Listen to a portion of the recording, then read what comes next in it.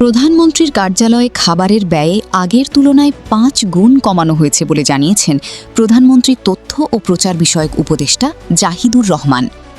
একসময় রাষ্ট্রের শীর্ষ দপ্তরে যেখানে খাবারের নামে রাজকীয় বিলাসিতার মহোৎসব চলত, বর্তমান সরকার সেখানে নজিরবিহীন দৃষ্টান্ত স্থাপন করেছে।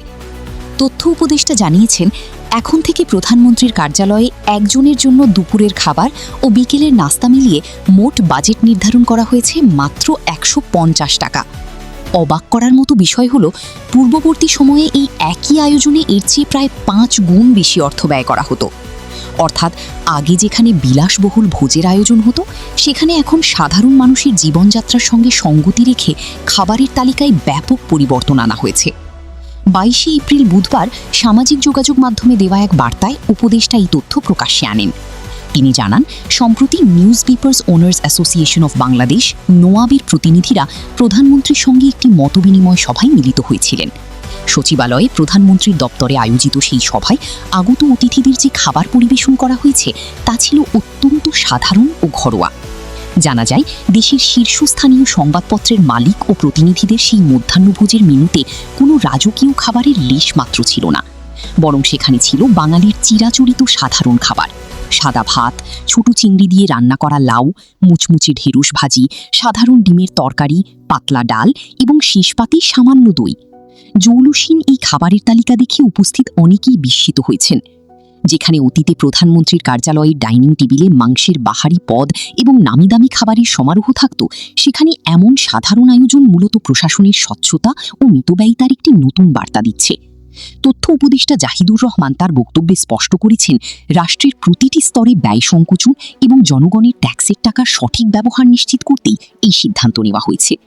তিনি উল্লেখ করেন, বিকেলের নাস্তা ও দুপুরের খাবারের জন্য বরাদ্দকৃত এই ১৫০ টাকার বাজেট এখন থেকে নিয়মিত পালন করা হবে। এদিকে গত মঙ্গলবার অনুষ্ঠিত এক সভায় প্রধানমন্ত্রী তারেক রহমান নোয়াব প্রতিনিধিদের সঙ্গে সংবাদপত্র শিল্পের বিভিন্ন সংকট নিয়ে দীর্ঘ আলোচনা করেন। দেশের বর্তমান অর্থনৈতিক প্রেক্ষাপটে সংবাদপত্র শিল্প যে চরম চাপের মধ্য দিয়ে যাচ্ছে, সে বিষয়ে প্রতিনিধিরা তাদের উদ্বেগ প্রকাশ করেন। আলোচনায় গণমাধ্যমের স্বাধীনতা নিশ্চিত করা এবং সাংবাদিকদের বিরুদ্ধে ঢালাওভাবে করা বিভিন্ন মামলা সংক্রান্ত আইনি জটিলতা নিরসনের দাবিও উঠে আসে।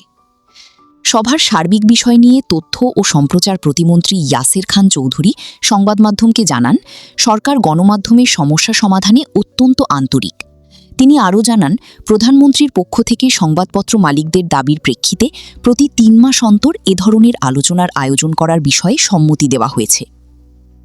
বিশ্লেষকদের মতে, প্রধানমন্ত্রীর কার্যালয়ে খাবারের বাজেটে এই বড় ধরনের কাটছাঁট কেবল একটি প্রশাসনিক সিদ্ধান্ত নয়, এটি একটি রাজনৈতিক দর্শনও বটে। সাধারণ মানুষের কষ্টার্জিত অর্থের অপচয় রোধ করে কিভাবে একটি দেশ পরিচালিত হতে পারে, বর্তমান সরকার তার একটি উদাহরণ তৈরি করতে চাইছে।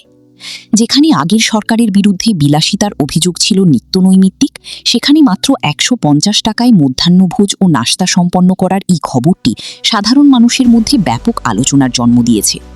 একদিকে গণমাধ্যমের স্বাধীনতার আশ্বাস, অন্যদিকে সরকারি ব্যয়ে কঠোরতা, সব মিলিয়ে প্রশাসনের এই নতুন ভঙ্গি দেশের সচেতন মহলে বেশ ইতিবাচক সাড়া ফেলেছে।